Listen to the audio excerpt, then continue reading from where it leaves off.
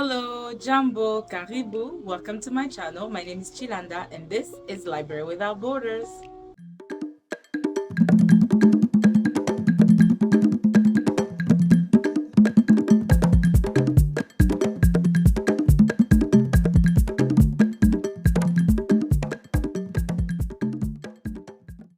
Alright guys, welcome and welcome again to my channel. This is another episode of Library Without Borders. As I'm filming this, it is Sunday and it is like 8 p.m. Now, I am filming this late just because it was way too hot. And since I'm into this thing about filming outside, I could not be outside. I could not be bothered to be sweating and filming my video. But now it is breezy, it is nice, although a little foggy. And I believe the reason is because of the forest fires we've been having lately around the city, and I guess it's just making the air a bit thick with the fog. But other than that, it's really airy, it's breezy, so we like this. All right guys, so happy Sunday. I hope you guys are doing awesome. Thank you again for always coming by or stopping by my channel. It means the world to me. Today's video, I would like to tell you a little bit about what I've done, what I did this weekend, and what I'm currently reading. So first off, let's start on the things I did this weekend. As you know, school is over, the kids are gonna be home, and they need to be entertained or at least occupied. Now, I got plans.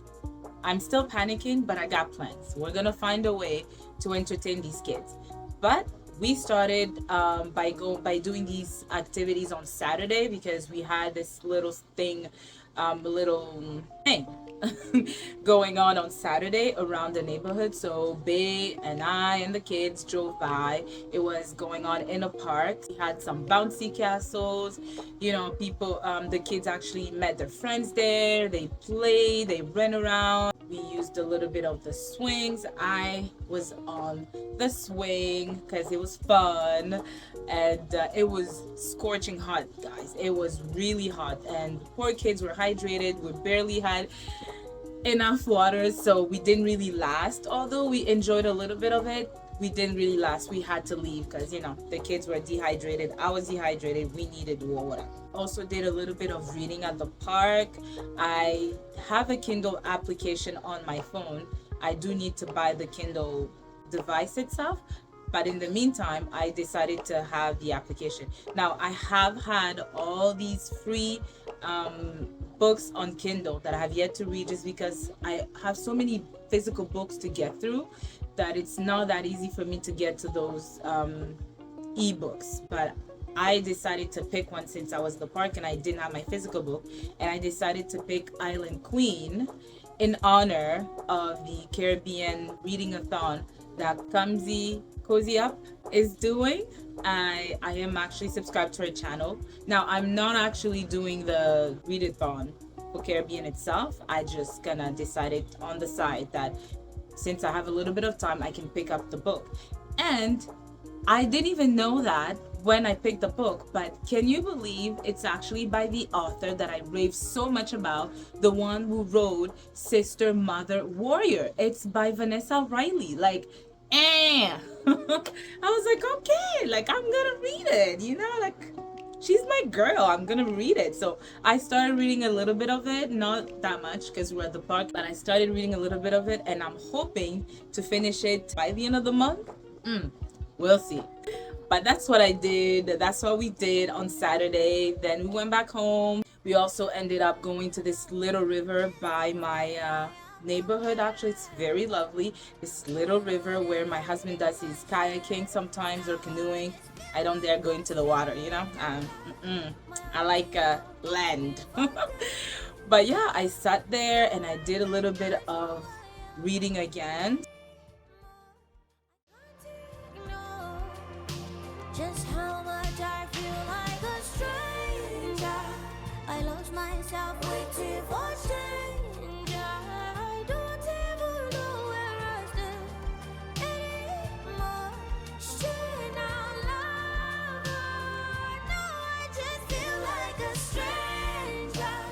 My heart didn't push me for danger. I don't recognize who I am anymore.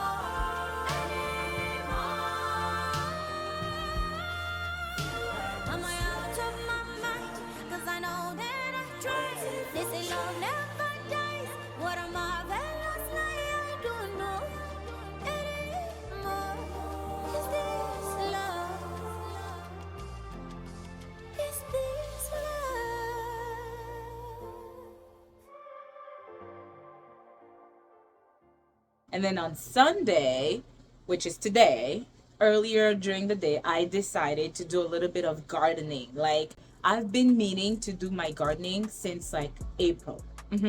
Since I've been, yeah, since April. But I didn't have the time. No, guys, I didn't have the time. It's not easy to, because on the weekend, I like to just rest, like sleep, just sleep. But anyway, so I decided to do a little bit of gardening, and Bay was very helpful. Decided to get it started when it was my thing. So thank you, Bay. I am grateful.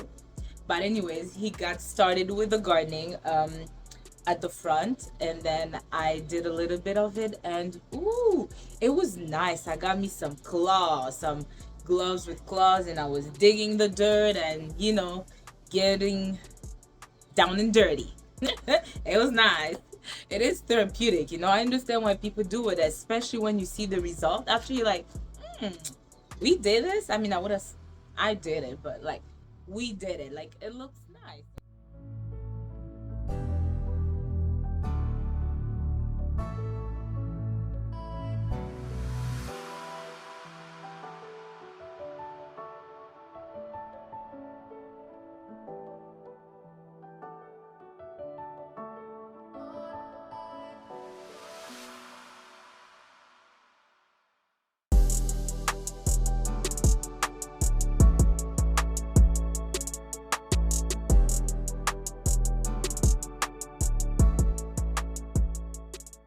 So on to the books that I am reading and that I've read. So I finished reading this book, Hold My Girl by Charlene Carr. Now it looks thick, huh? But guys, I read it in 2 days with my busy schedule. And I know I wrote this, that it took me about 2 days. So I wrote here, see? Right here, it says June 20th, 2023. 2:58 a.m. That's when I started reading this book, and then at the end of it, I wrote finished reading on June 22nd. As you can see, June 22nd at 4:26 a.m. Now, this book is a little bit like The Mothers. Remember The Mothers that I read, and I did a little review on that? It is essentially the same story, just written by a different author. When I started reading this book, I didn't know who the author was. So I thought it was like written by a white author. But then I was like, they started talking about colored girls and all that. I was like, who is this woman? And then I realized it's this lovely lady. So I was like, oh, it's written by a black author. So I was like, okay, but she's Canadian. And I realized the reason why I was a bit shocked, it's because when you read books by African Americans from the United States versus Canadians, the tone is different. You can always tell when you're reading a book by someone from the United States versus Canada. It's different, the English, the tone, the expression in the book is just different. So that's why I was a bit, oh, okay, that's just my little mon petit constat, quoi. Before I even get into it, guys, I basically want to give you all these trigger warnings. Please be mindful of them. This book does deal with infertility issues, stillbirth. It has a little bit of racism in it. They do deal with heavy subjects. And when I finished the book, I actually read the notes by the author, and it looks like it might be based a little bit on her life. Just be mindful of it when you pick up this book. As I said, the book follows these two mothers. We have Tess.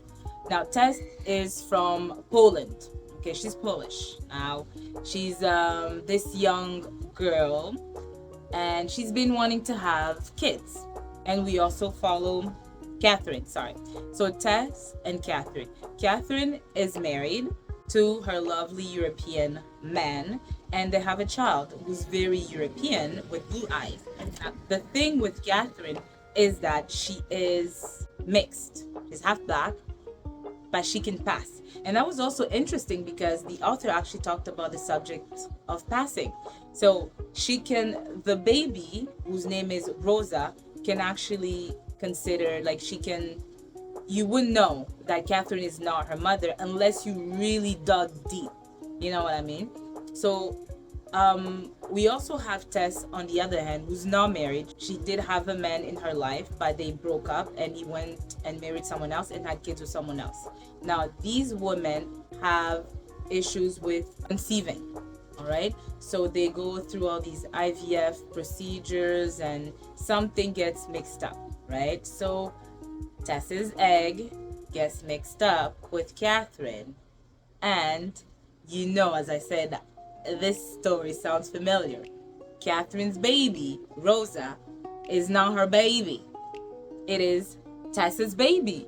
Now, it is weird because I thought this story you would find out like a little later on. So right at the beginning, guys, you're already introduced to the ordeal that these women are about to face, which is the effed up mix-up.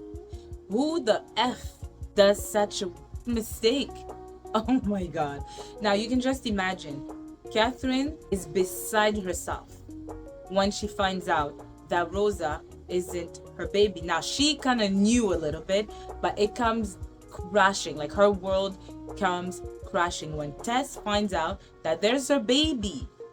That's her baby out there being raised by another family when her chances of having another baby was done. She's like, I want my baby, because she gave birth to a she gave birth to a baby, but that was already like stillbirth, right? And as you know, the eggs were mixed, which means the stillbirth baby was Catherine's and the live birth is Tess's baby.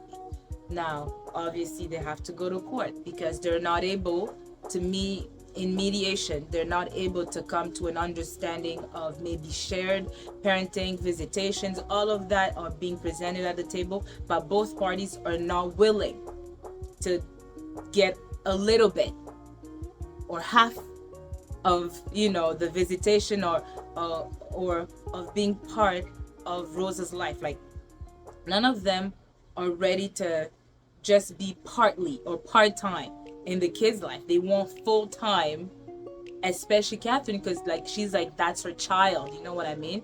But what you discover about Catherine is that she's also going through this thing with the family, with her husband's family, because they know that she's mixed, and sometimes she will overhear her mother-in-law as well as some of her friends talking about how Black people are like this, and certain comments that are very derogatory towards Black people.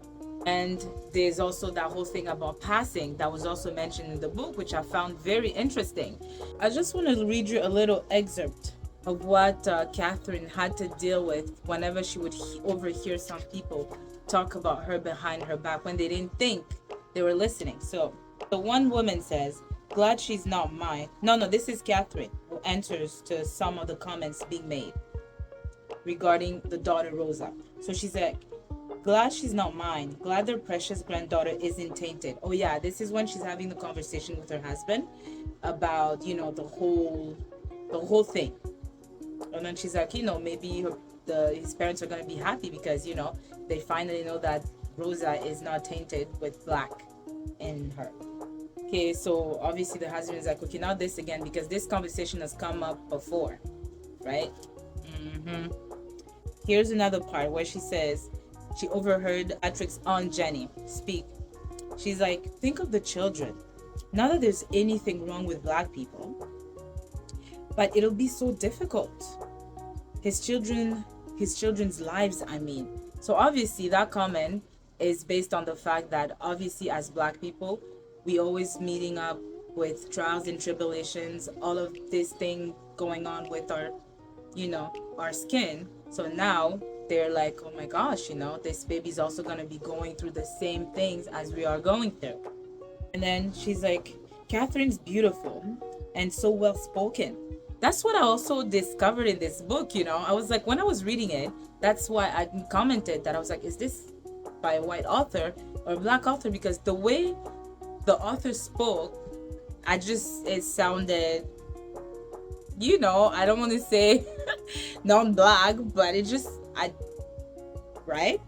So many of them are these days, like well spoken, you would never know they're like they're blacks because they don't speak with that, African American accent or black Canadian accent, so you can't really tell.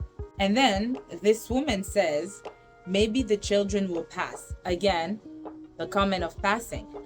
And then she adds, isn't Catherine a mulatto? Now, Catherine does speak about all these comments about how she's of mixed breed, called mulatto, called all these other names to, call people of mixed races. So another issue that Catherine deals with when it comes to her in-laws' family is that they find the whole procedure of in vitro or IVF, all that procedure, call it artificial or that procedure, they find it very obscene. They don't find it natural, and it hurts her because if she could have a natural birth, she would have had children, a lot of them, but they had to go through this in order for her to have her children, or to have like a child. It's not that they chose to have children that way. So that's also one subject that is being talked to in this book. Now, she really tackled this subject with poise, with a lot of tact, a lot of warmth, a lot of pain, a lot of raw emotions. You felt for these mothers. You felt for Tess, who's longing to have her child now that she knows that she does have a child out there. But you also feel for Catherine. Now, I want to say the difference between the two stories, the other book that I read regarding the mothers and this book, is that the ending differs. So in that book, I was happy with the ending. But in this one, I was like, no, why? I was like, no. But I understood why the judge took that decision. All right? Because what you find out about Tess is that her life is a bit of a mess. When you read Tess's story, her life is a bit of a mess. Like, when I say mess, it's a bit of a mess. Like, she's one of those, she did go through pain and trauma, and her survival mode or defense mechanism is to basically get drunk and then go find some men and do something. You can just, what I'm talking about. So obviously the judge takes that in consideration, and also she also takes in the fact that Catherine and Patrick are also not the perfect couple, guys. No. You find out that this couple is going through something, and it comes at a breaking point at some point. So the judge has a tough decision to make, and she will make that decision. And Lord behold, I wouldn't want to be in her position. But this book was fantastic. Like I said, I read it in 2 days. It was written very nicely. I enjoyed the book, and if I actually had to rate this book, I would say it was 3 out of 5. Nothing wrong with it. It was a good story. It was a lovely story. I enjoyed it. I guess the main thing with this story, it's really the character development. As you follow these women into their growth, they start by wanting Rosa, by thinking about themselves and what they want, but not really focusing on Rosa, But as the story develops, you see them grow. You see them finally becoming selfless and putting Rosa at the center of what really matters, because it is Rosa that matters, right? So that's it for Hold My Girl by Charlene Carr. Lovely story. As I said, 3 out of 5. Fantastic read. If you haven't picked it up yet, please pick it up. It's really interesting, and it's a story that's actually set in Canada. I think Nova Scotia. I believe that's where she's from. So I enjoyed that quite well. Before I end this video, I want to tell you about what I'm currently reading. Obviously, I am reading The Soulmate Equation by Christina Lauren. Alright guys, I am excited to find out what the book is about. I just started reading a little bit of it. I believe that I'll be done sometime this week. Now, so far I know we follow Jess, and she has a kid, and she is lonely. She needs to find, not she needs, but she does long to have a partner, right? And she meets this guy, River Pena. I don't know, okay? And he's maybe the CEO of this big company. they came with this way, a breakthrough or revolutionizing way of matching people by taking a sample of their saliva and matching their DNA based on their criterias that they want, and finding a match that is like, I guess, above like 30% or something like that. And those that go beyond, they're called like diamond or platinum, something like that. But that's where I am right now. So I will be telling you more about it once I actually know how this book ends. And oh guys, I finally finished A Spell of Good Things by Ayobami Adebayo, and I followed her interview by this other booktube. I'm gonna post his name. I'm gonna actually post his name somewhere here. I think it's Be English. But yeah, he did an interview with her. She's so lovely. Like, it's so weird to like hear an author and actually match them with the characters in the book that they wrote, right? And guys, the ending, oh my gosh, the ending of A Spell of Good Things had me crying. I was like, what the F? Like, what the fuck? So I will be talking about that in my wrap up. But essentially, that was my weekend, guys. So I hope you enjoyed the video. I hope it wasn't too confusing, because I was a little bit all over the place, but I wanted to do something different, you know. So I hope you enjoyed it, and I hope you will have a beautiful beginning of the week. If you have any suggestions of any books that you want me to pick up this summer, because I know I will be looking for like summer reads this month of July. So if you have any suggestions, please leave them in the comment. But in the meantime, please don't forget to like, comment, and subscribe, and I will see you in my next video. Ciao.